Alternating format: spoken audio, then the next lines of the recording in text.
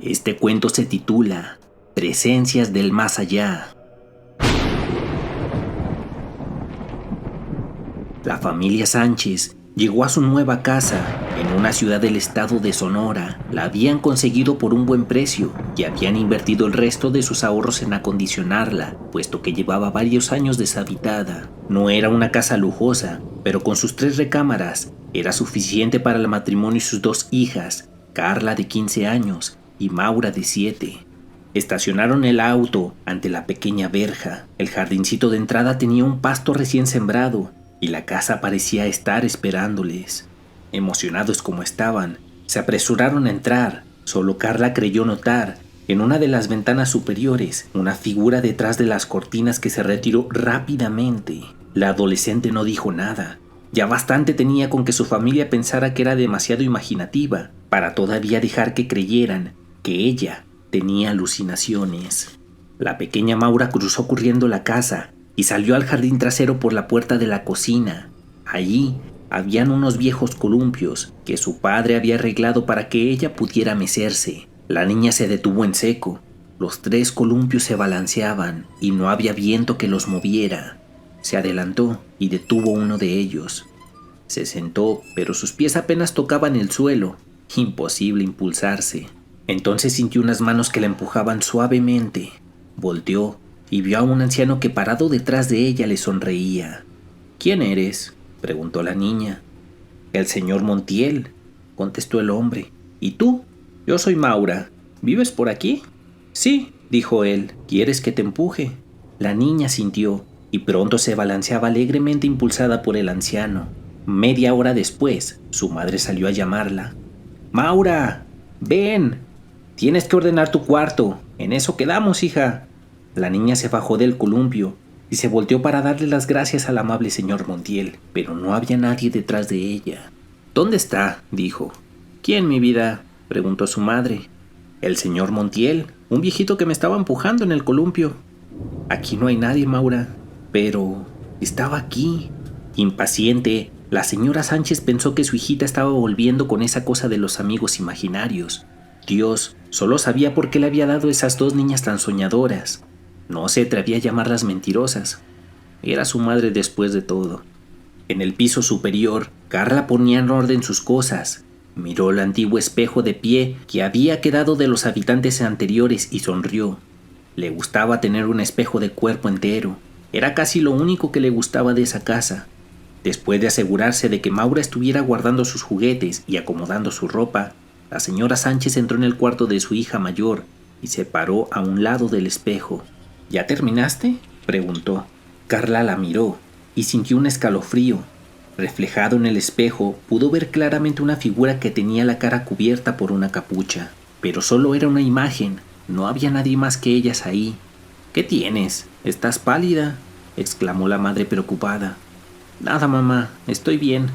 «¿De veras?», contestó la adolescente. Durante la cena, la pequeña Maura contó a su padre el episodio en el jardín. «Era muy amable, papá. Me dijo que se llamaba el señor Montiel. Traía puesto un chaleco café como los que usaba mi abuelito». El señor Sánchez cruzó con su esposo una mirada de resignación. Él tampoco entendía de dónde habían salido sus hijas tan imaginativas. «Sigue comiendo, Maura», recomendó su madre. «¿Y qué más pasó con el señor Montiel?», preguntó Carla súbitamente interesada. «¿Cómo era?». «Flaco, con el pelo blanco», contestó Maura. El señor Sánchez hizo un esfuerzo por desviar la conversación. «Mañana voy a explorar el sótano», anunció. «¿Alguien quiere ayudarme?». «Yo», exclamó Maura feliz. «¿Tú crees que encontremos algún tesoro, papá?». «No sé lo que encontraremos», respondió este. «Son cosas de la familia que vivía aquí». «¿Quiénes eran?», preguntó Carla. «No lo sabemos, hija», respondió el señor Sánchez. «Yo traté con una agencia corredora de bienes raíces». La noche cubrió el cielo con su manto de tinieblas y una luna pálida asomó entre las nubes. Acostada en su cama, Carla podía verla a través de la ventana. Había algo en esa casa que no le gustaba. Estaba segura de haber visto la figura encapuchada, pero temía que sus papás pensaran que solo era su imaginación. El cansancio del día acabó por vencerla y se quedó dormida. Despertó sobresaltada, escuchaba unas voces que parecían entonar un cántico, de esas que se usaban en la iglesia, gregorianos. Se incorporó en la cama, alerta. Las voces comenzaron a murmurar su nombre. ¡Carla! ¡Carla! Venían de la pared, de la puerta, del espejo, de todas partes. Asustada, Carla se tapó los oídos y se sumergió en las cobijas. Al poco rato, las voces cesaron, pero ella ya no pudo conciliar el sueño. El sótano era un desastre, lleno de cajas con cosas empolvadas e inservibles, viejos vestidos, libros deshojados, nada que sirviera. «Mira, papá, qué raro», exclamó Maura, sacando de una de las cajas una prenda de ropa. «Es el chaleco del señor Montiel». «Hija, estás imaginando cosas», dijo el señor Sánchez fastidiado, quitándole el chaleco y devolviéndolo a la caja. «Todo esto tendrá que irse a la basura», dijo. Pero ya Maura estaba abriendo otra caja. Extrajo de ella un viejo álbum de fotos y se sentó alegremente en el suelo a mirarlo. «Papá, ven. Mira, ese es el señor Montiel». Algo en el tono de su hija advirtió al padre que ésta no mentía. Se aproximó a ella y miró la fotografía. Un anciano delgado vestido con chaleco sonreía a la cámara. Era exactamente como Maura lo había descrito. El señor Sánchez tomó el álbum y pasó las páginas. Habían muchas fotos de Montiel. Apareció junto a una mujer que debía de ser su esposa y con un muchacho robusto y de expresión hostil. En ese momento, en el piso superior, Carla comenzó a gritar. La familia irrumpió en la habitación del adolescente. Las cosas volaban a su alrededor mientras ella, aterrorizada, señalaba hacia el espejo.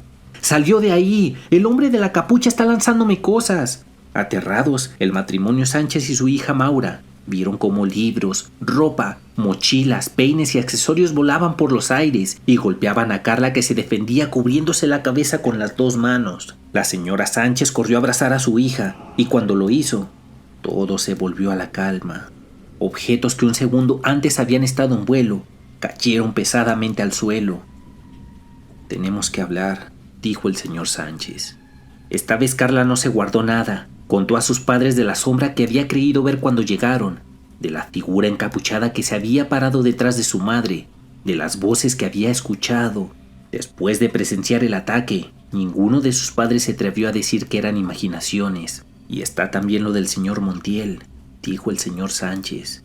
Procedió a contar el descubrimiento en el sótano, el chaleco, las fotos. «¿Qué hacemos?», dijo la señora Sánchez. «¡Largarnos de aquí!», opinó Carla. «No», protestó Maura. «A mí me gusta el jardín, y además el señor Montiel es muy amable». «Antonio», dijo la señora dirigiéndose a su marido, «tenemos que averiguar quiénes eran los dueños de esta casa y qué pasó aquí, pero antes debemos de llamar a un sacerdote». Ese mismo día, un cura bendijo la casa y las cosas se calmaron durante algunas semanas. Mientras tanto, Carla se dedicó a navegar por internet. Una tarde, encontró lo que buscaba. La casa perteneció, efectivamente, a unos señores Montiel, dijo a su familia esa noche.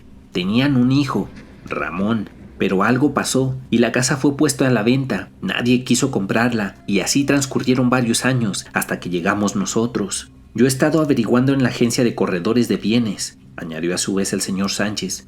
Quedaron de ponerme en contacto con la persona que les encargó que vendieran la casa.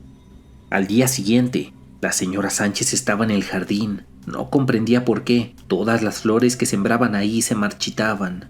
«Les falta abono», dijo una voz detrás de ella. La mujer volteó sobresaltada y un frío glacial se arrastró por su espalda.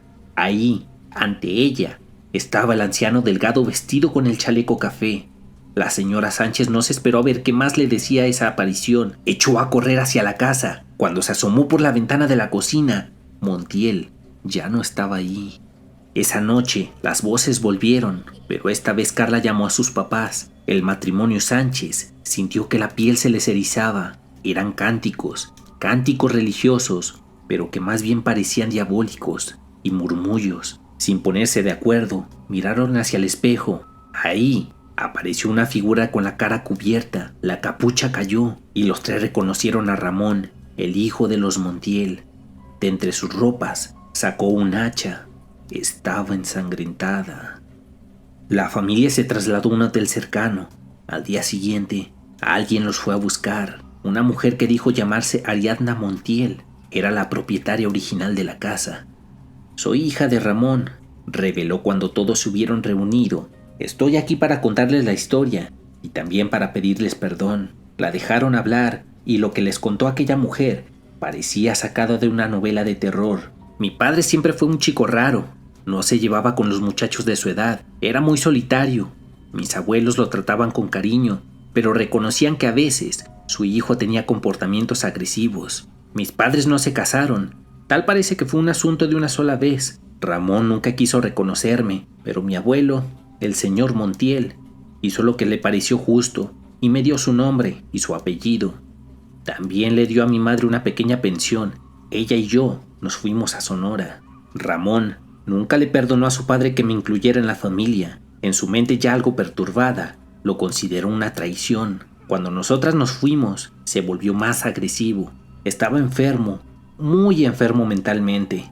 Un día después de una discusión, tomó un hacha, entró a la casa y en un rapto de locura, dio muerte sádicamente a sus padres, que no pudieron defenderse ante el gigante enfurecido. La casa quedó convertida en una carnicería. Había sangre por todas partes. Cuando se dio cuenta de lo que había hecho, Ramón se quitó la vida. El asunto fue silenciado y yo heredé esta casa. Para entonces, mi madre había muerto también. Puse la casa a la venta, pero la gente decía que aquí asustaban, que los fantasmas de mi abuelo y de mi padre se aparecían. Por eso permaneció deshabitada. Las personas no quieren ligarse con lugares donde hayan ocurrido hechos violentos de sangre, hasta que llegaron ustedes, que venían de fuera y no podían saber nada. Yo pensé que lo de los fantasmas eran habladurías. Jamás me imaginé que eso fuera real, y mucho menos que el espectro de Ramón, cargado de odio, pudiera ser agresivo. Créanme que lo siento. Si desean devolver la casa, no puedo negarme. Esto ocurrió hace 2 años. Hoy ya no existe la casa donde tuvieron lugar estos desdichados acontecimientos. En su lugar hay una clínica de salud del gobierno, pero las presencias del más allá que alguna vez habitaron siguen ahí, cuando menos una. Hay médicos, enfermeras y pacientes que juran que algunas noches se puede ver a una figura encapuchada recorrer lentamente los pasillos, y algunos creen haber visto asomar, entre sus ropas oscuras, una hacha ensangrentada. Si quieres conocer todo el contenido del canal, además de nuevos temas que llegarán semana a semana, no olvides suscribirte y darle un me gusta para que el algoritmo nos recomiende y lleguemos a una audiencia mayor. Muchas gracias.